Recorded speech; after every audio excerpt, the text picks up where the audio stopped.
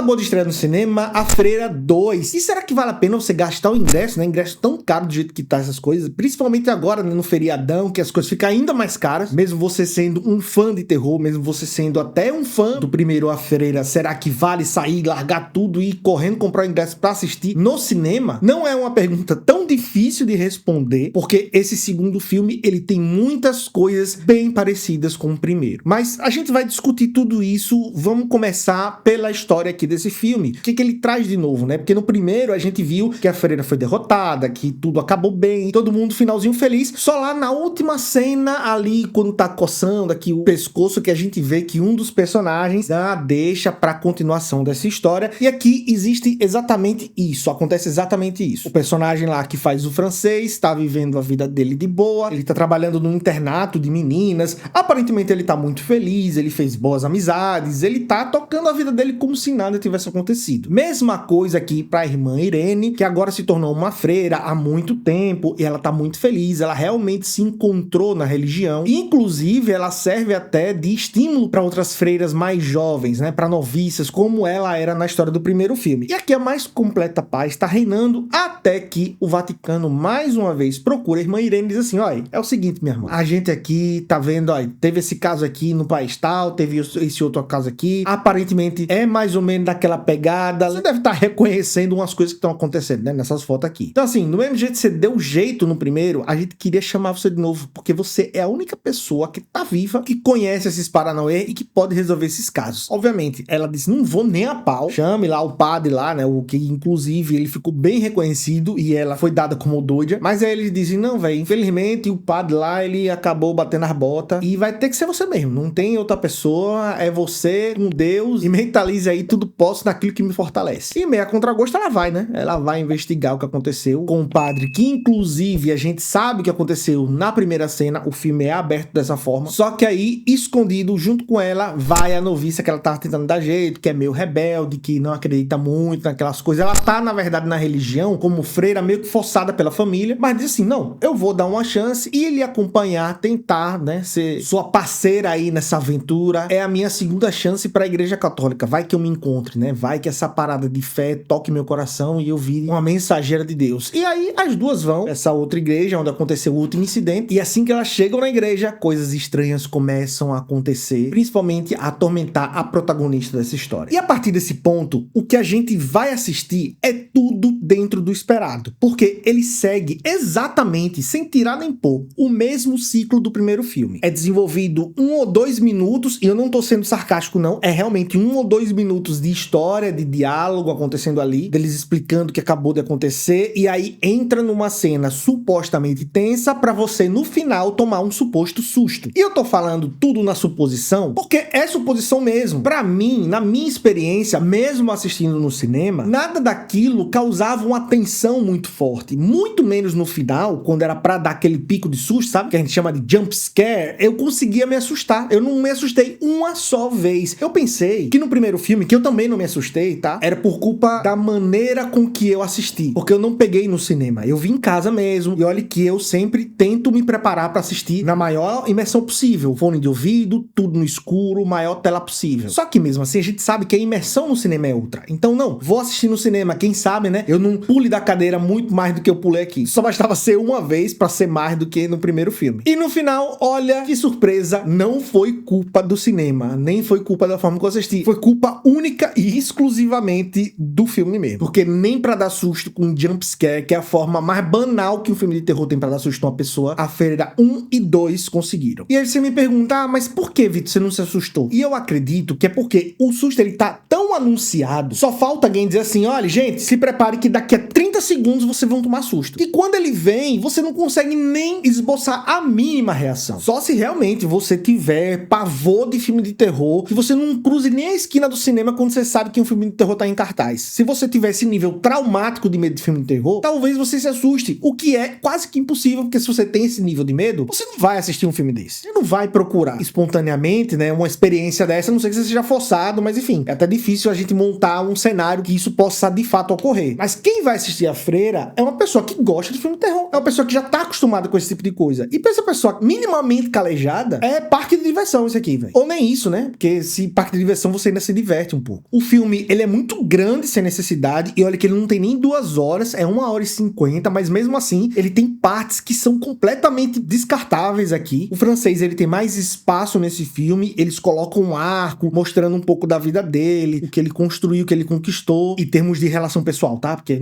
financeiro ele não conquistou muita coisa. Mas enfim, tenta mostrar um pouco mais da vida dele. Só que no final, sabe quando você tem aquela sensação de que, tipo, pra quê? Pra quê que isso aconteceu? Pra que você me contou essa parte da história? É uma parada que vai de nada a lugar nenhum, sabe? Também tem um outro arco da diretora do internato ali, com o filho dela, que faleceu há muitos anos, e também é colocado de maneira totalmente desnecessária. Tá, tem uma cena que seria pra culminar num susto, mas como eu disse, nada assusta, então fica descartável do mesmo jeito. E a freira, né, que leva o nome do filme, ela não tem força nenhuma de aterrorizar ninguém, porque como eu disse, é tudo muito previsível. E eu vou até falar a estrutura do susto. Sempre, pode procurar, você pode assistir, depois reassistir meu vídeo aqui, e você vai ver que a estrutura é exatamente essa. O personagem vai, ele pensa que viu uma coisa que intriga ele vai seguindo essa coisa, e aí quando ele tá seguindo, sempre tem alguém escondido, observando, se esgueirando assim. Ou então ele vira e a pessoa só vê o pé correndo. É sempre essa mesma estrutura de susto. É sempre a mesma coisa. Seja com a freira, seja com outros fantasmas que assombram outros personagens. Enfim, é a mesma coisa. Só muda aqui a figura, o boneco. Pra não dizer que ele não teve nada de interessante, tem 2 coisas aqui. As mortes desse segundo filme são melhores, elas são mais gráficas. Você vê a parada acontecendo, sabe? A do padre mesmo, logo no início, os primeiros 5 minutos de filme, quando ele toca fogo voando, é uma coisa que dá um impacto que você não tinha no primeiro. No primeiro tinha aquela coisa, quase que uma sugestão, uma parada meio assim, não, vou afogar você, ou então vou trancar você dentro do caixão. É uma coisa muito levinha, sabe? E aqui não, aqui a parada realmente é mais 18 anos, mas também nem se empolgue muito, tá? Não é grande coisa, não. Ele é só mais violento mesmo que o primeiro, mas pra um filme de terror, isso conta positivamente. E eu gostei também de alguns elementos da fotografia.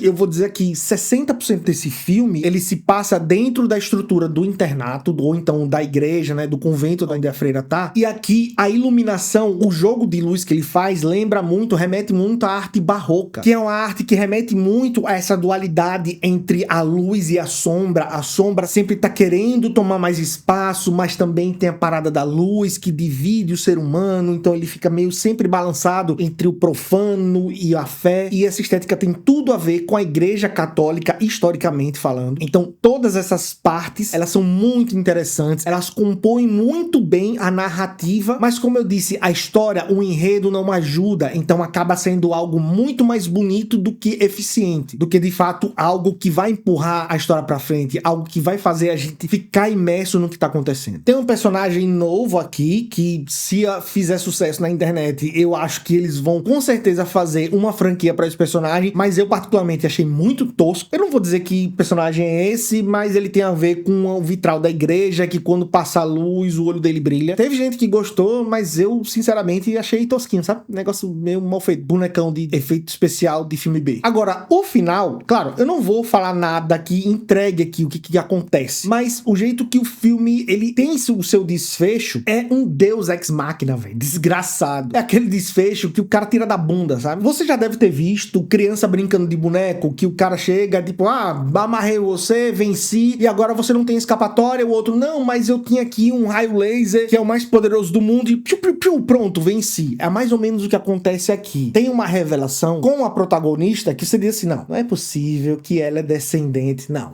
Mas aí ela usa um piu, piu, piu, piu e venci, sabe? É isso que acontece, é briga de boneco de criança. E nesse ponto, só nesse ponto, o primeiro filme, ele é muito melhor. Porque eu não sei se você que já assistiu o primeiro filme, ou na época que ele saiu no cinema, enfim, mas se você vai lembrar de como eles derrotam a freira. Ela pega a relíquia que tem o sangue de Jesus ali dentro, e a freira, ela coloca na boca e cospe no rosto do cão lá, do demônio. E quando ela faz isso, isso remete exatamente a um diálogo que a freira teve logo no início com o francês, do primeiro filme, que ele diz, não, as pessoas quando falam desse convento aqui, as pessoas cospem. Ela pergunta, não, cospem por quê? É porque aqui, cuspir é um jeito de você expurgar o mal, é um jeito de você afastar tudo aquilo que é de ruim. E quando ela usa essa relíquia desse jeito, né, cuspindo e expulsando o mal da freira, o filme filme, ele faz esse fechamento muito bem feito. É uma técnica de narrativa pra você fechar um arco bem interessante, bem legal. Tem furos no roteiro? Óbvio que tem. Ah, é tão legal quanto poderia ser? Não, não é, né? Porque ela quebra o vidro lá debaixo da água e você fica se perguntando como foi que ela fez aquilo. Mas enfim, não importa. O que importa é esse pequeno subterfúgio que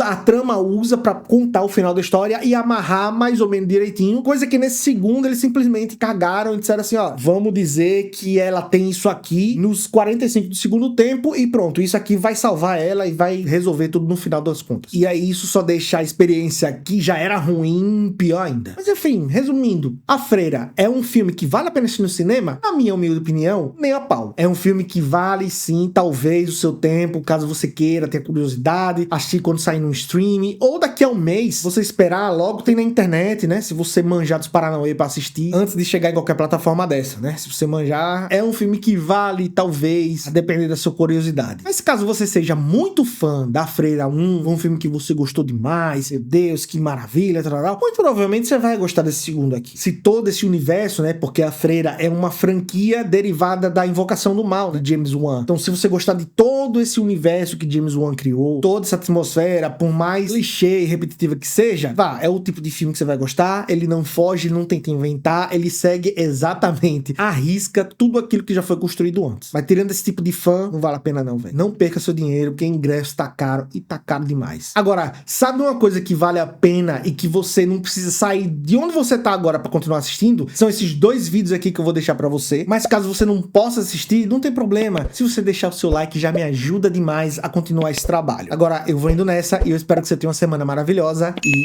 tchau!